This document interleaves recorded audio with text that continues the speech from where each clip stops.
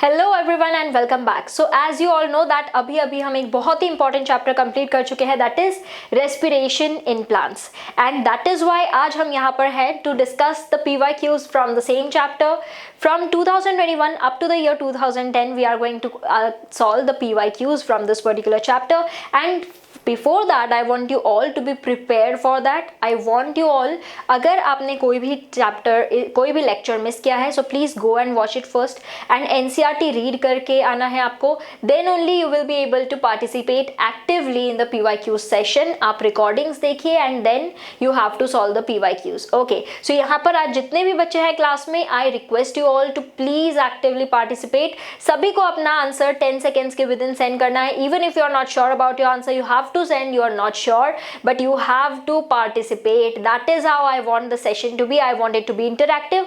Otherwise, it becomes very passive. I am the one who reads the question. I am the one who answer them. That I don't want. Okay, so all of you have to participate actively. सभी का participation यहाँ पर मुझे दिखना चाहिए. So the chapter that is respiration in plants. Let's begin with that. Before that, let me see who all are present in the class, who all are ready for this super important, super amazing session based upon respiration in plants. Please send me thumbs up so that I can get to know that yes, you all are here in the class.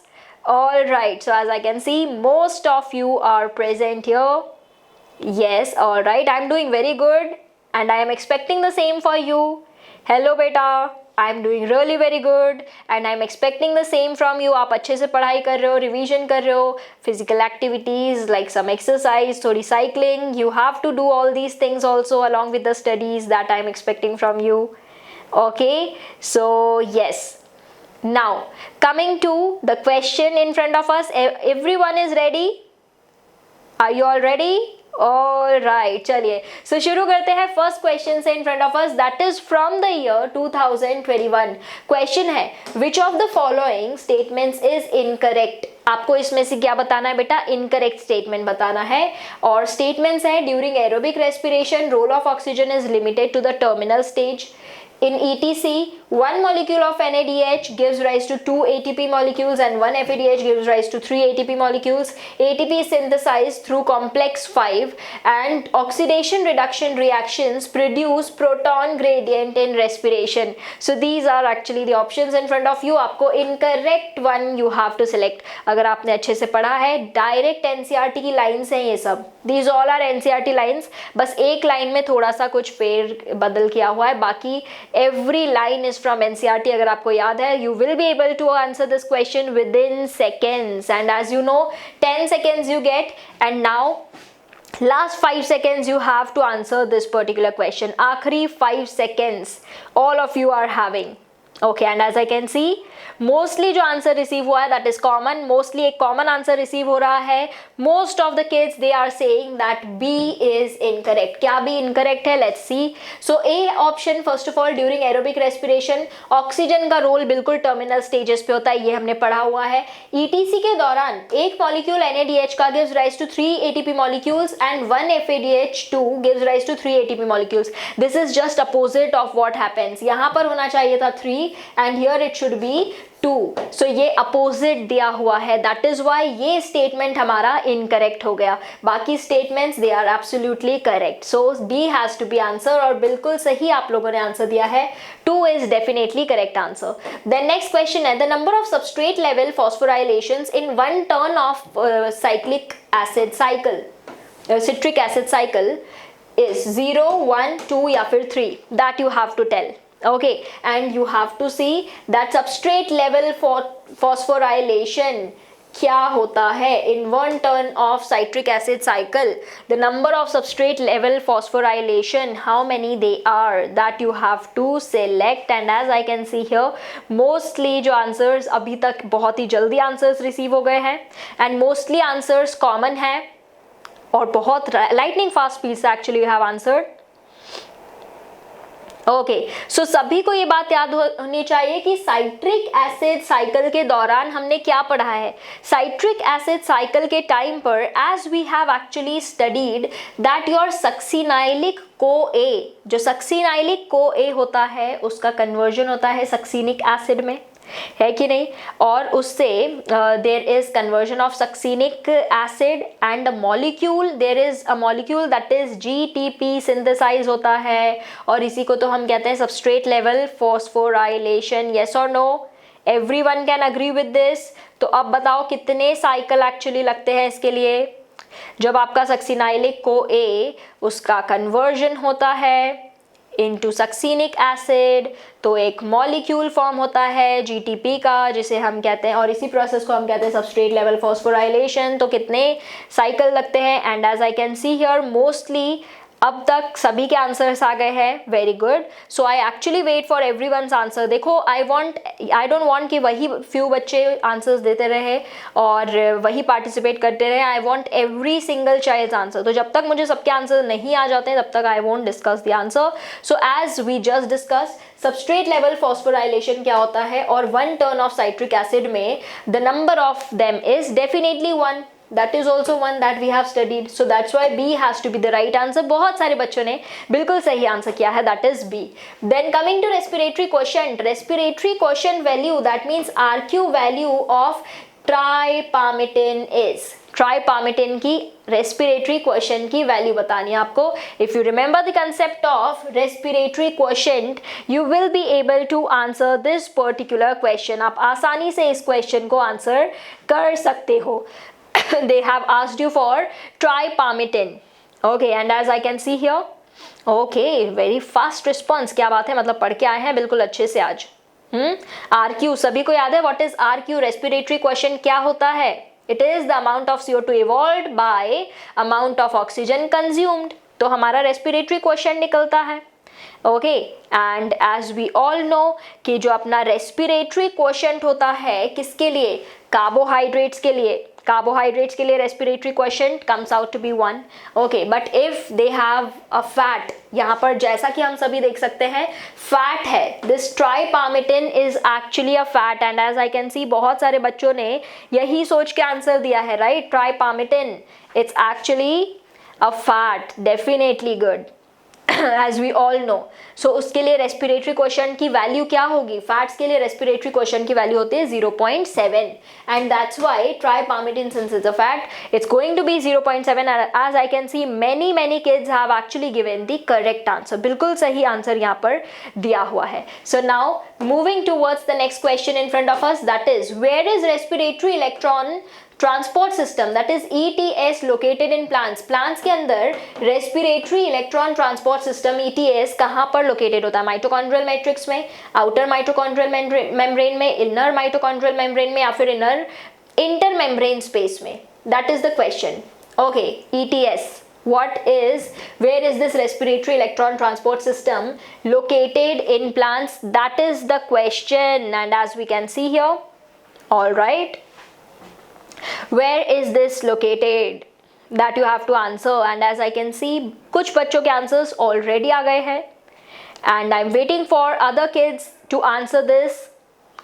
Respiratory electron transport system, where is it located? बहुत ही direct और easy question है बेटा, इतना time तो लगना ही नहीं है इस क्वेश्चन के लिए। This much time is not required because we all know that जो अपना ETS होता है, where is it? It is present in inner mitochondrial membrane. ये बात हमने पहले डिस्कस की हुई है, डायरेक्ट क्वेश्चन है ये बिल्कुल।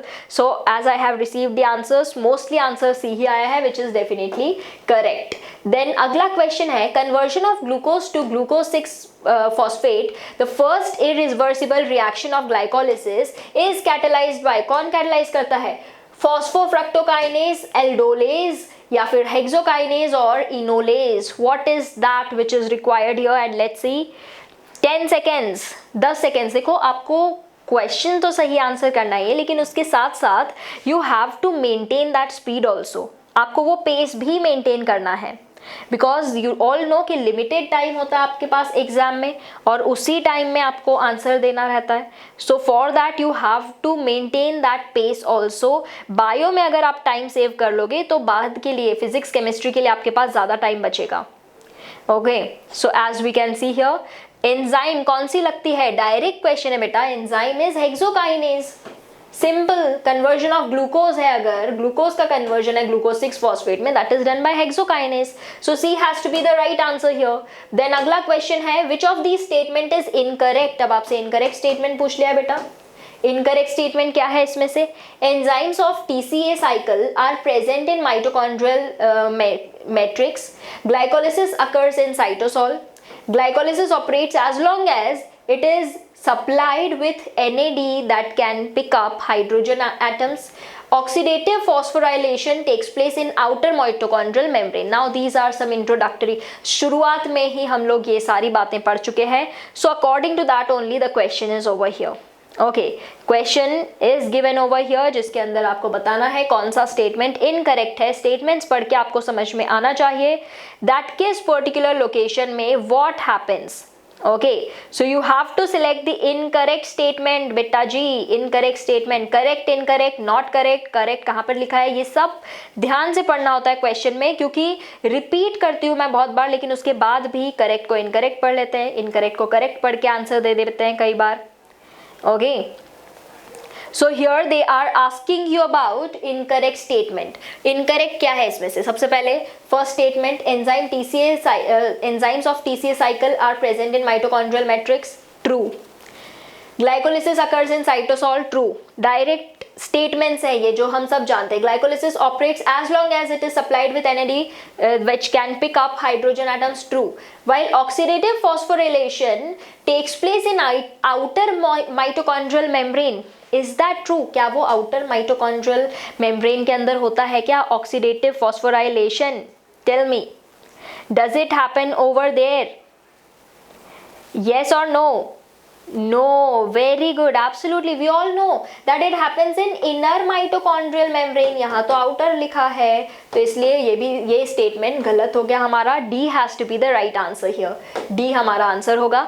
अब आ जाते हैं नेक्स्ट क्वेश्चन पे. अगला क्वेश्चन है what is the role of NAD positive in cellular respiration. Cellular respiration में NAD प्लस का क्या रोल होता है, that you have to tell. It functions as an enzyme, it functions as an electron carrier, it is nucleotide source of ATP synthesis, या फिर it is final electron acceptor for aerobic respiration. This is something that we actually discussed right now. So NAD, what is the role of that? That you have to tell here. ये आपको यहाँ पर बताना है. And let's see what all you have to answer for this particular question. All right. क्या पूछा आपसे? Role of NAD. What is that? Cellular respiration में क्या रोल होता है इसका?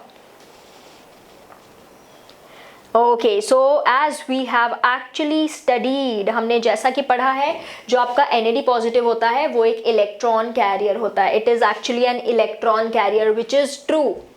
ठीक है, ये सही बात है बिल्कुल, that it acts as an electron carrier. Everyone can agree with this, yes और no? Yes, it is a coenzyme and an electron carrier, right? Yes, definitely. Apart from that, if we talk about NAD in cellular respiration, so more appropriate answer has to be B only. Then coming to the next question, which statement is wrong for Krebs cycle? Krebs cycle के बारे में कौन सा statement गलत है? गलत statement आपको बताना है about Krebs cycle. There is one point in cycle where FAD is reduced to FADH2 during conversion of succinylic CoA to succinic acid. A molecule of GTP is synthesized. आपको बताना है wrong statement. The cycle starts with condensation of acetyl group, acetyl CoA with pyruvic acid to yield citric acid. Then there are 3 points in cycle where NAD is reduced to NADH. That is the question here, NADH2, and you have to tell the wrong statement about Krebs cycle. And let's see what all you have to answer. Krebs cycle पूछा है बेटा, 10 seconds में आपको answer करना है for Krebs cycle. And let's see what all you have to answer for this particular question. All right, okay. अच्छा, if they are asking about Krebs cycle बेटा, Krebs cycle के बारे में wrong statement बताना है. So what should be wrong here, that you have to tell. Okay. All right. Yes, definitely correct. If we talk about the wrong statement, so wrong statement क्या है Krebs cycle के बारे में, जैसे कि maximum answer यहाँ पर आ रहा है that C is wrong. Let us see whether C is wrong or not. C को wrong statement कहा जा रहा है. The cycle start with condensation of acetyl CoA group, acetyl group with pyruvic acid to yield citric acid. Is that correct? Is that correct? No, actually it's not correct. So very good Rishabh, you are absolutely right that Krebs cycle जो है it starts with condensation of acetyl CoA with oxalate and it forms tricarboxylic and 6 carbon compound which is called as your citric acid. Okay, so that is what we have actually seen, that is what we actually studied. यहाँ पर लिखा है pyruvic acid, but actually what happens, there is your oxaloacetate होता है there. Okay, so that is why यहाँ पर ये बात यहाँ पर गलत लिखी हुई है. So C has to be the wrong statement here. Then after that, coming to the next question, which of the following biomolecules is common to respiration mediated breakdown of fats, carbohydrates and proteins? And options है glucose 6 phosphate, fructose 1,6 phosphate, pyruvic acid या फिर acetyl CoA. आपको बताना है common for respiration mediated breakdown of fat, carbohydrate और protein, तीनों के लिए. What is that? So again a direct question, an easy question it is. So I hope you all will be able to answer this question very easily. सभी इसको आसानी से answer कर सकते हैं. That is what I am expecting here. All right. So as we already know, very good. Absolutely correct. Yes, that's true. That's definitely correct. When we talk about all these, so हम सभी ने ये amphibolic pathway पढ़ी हुई है. Fats, carbohydrates, proteins, अगर हम इनकी बात कर रहे हैं, so their breakdown first it happens into acetyl CoA. Okay, ये कॉमन होगा actually. Acetyl CoA is going to be common. Can everyone agree with this?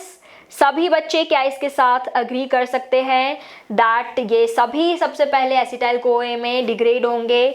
Yes, all right. So as I can see the results, the answers that I had actually received were this only common answers आए थे. So that is actually very good. Then coming to the next question, अगले question पे आ जाते हैं which is in front of us. Oxidative phosphorylation is, oxidative phosphorylation क्या होता है? Formation of ATP by transfer of phosphate group from a substrate to ADP, oxidation of phosphate group in ATP, addition of phosphate group to ATP, formation of ATP by energy released from electrons removed during substrate oxidation. These are the options. क्या बताना है आपको? Oxidative phosphorylation. What is that? And if we see here, what answers I am receiving for that? Let us see.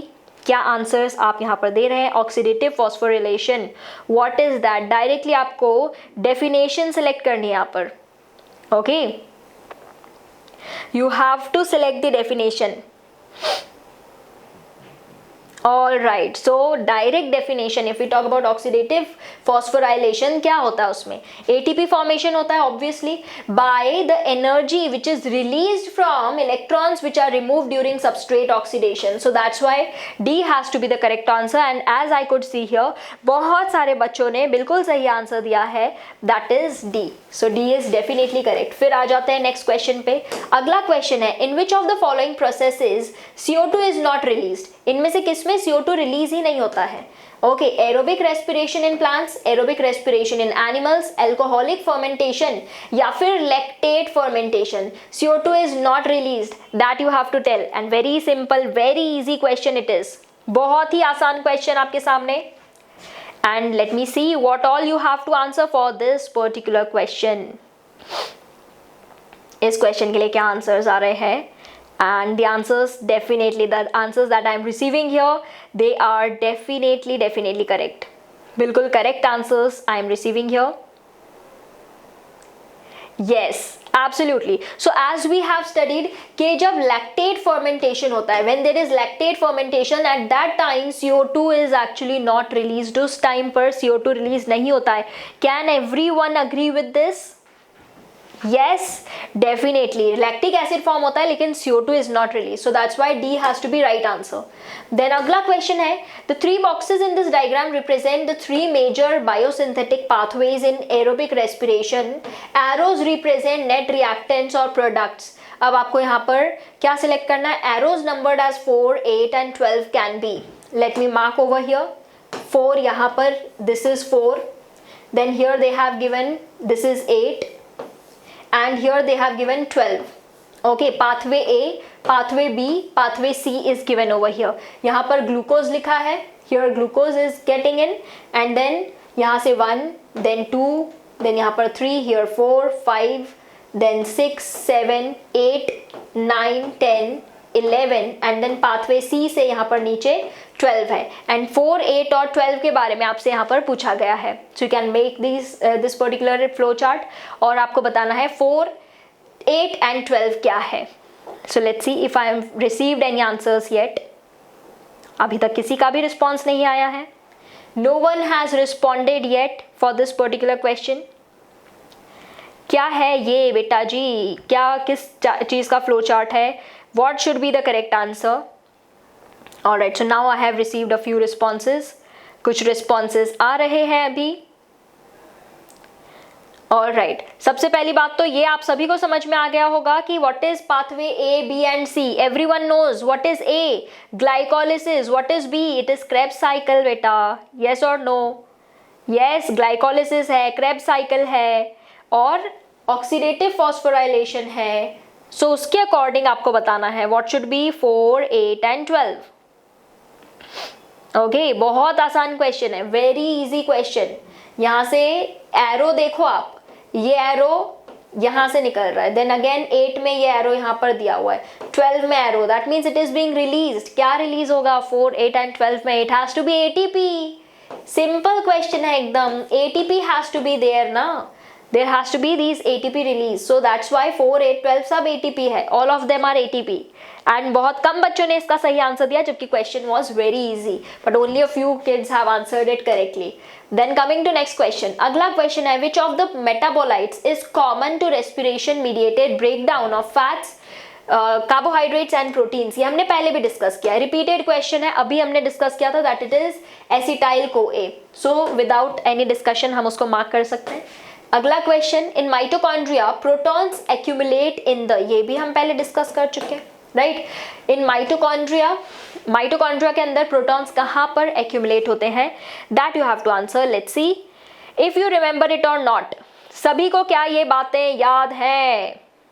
Does everyone remembers this thing that in mitochondria protons accumulate in? What should be the right answer for this? Have you forgotten? अभी हमने ये बात discuss की थी. And as I can see here, very few answers I have received till now. क्या बात है? ये बात आपको बिल्कुल याद होनी चाहिए. All right. So now few responses I have received. क्या बात है, जब तक एंड होने लगते हैं क्वेश्चंस, हम आगे बढ़ते जाते हैं तो बहुत कम रिस्पॉन्सेज आने लगते हैं. शुरुआत में एकदम बहुत ज़्यादा आंसर्स आते हैं. Okay, so we have actually studied this बेटा दैट अगर यहाँ पर बात चल रही है आपके माइटोकॉन्ड्रिया में प्रोटॉन्स की, कहाँ पर एक्यूमुलेट होते हैं? इनर मेम्ब्रेन स्पेस में they are actually accumulated. No, that is something that we have studied before. Yes और no? Yes, protons, where do they accumulate? They accumulate in the intermembrane space. So that is why जितने बच्चों ने यहाँ पर C answer किया है, that is very correct. That is definitely correct. Okay, intermembrane space is the right answer here. That is C has to be the right answer. So here we have actually completed the questions from previous year from the chapter respiration in plants. And now we will be discussing a new chapter. We will be starting a new chapter. तब तक आपको अपनी and से इस chapter को complete करना है. आपने कोई भी लेक्चर अगर मिस किया है उसको आप देख लीजिए, फिर आप अपनी एंड से NCERT रीड कर लो, सारे PYQs एक बार खुद से रीअटेम्प्ट कर लीजिए, या फिर अगर किसी ने ये सेशन नहीं अटेम्प्ट किया है पूरा तो you can attempt your PYQs from your end. So this is what you have to do till the next class. और नेक्स्ट क्लास में हम मिलेंगे with a new chapter. Till then you all have to keep revising. You all have to stay safe, stay tuned and take care of yourselves.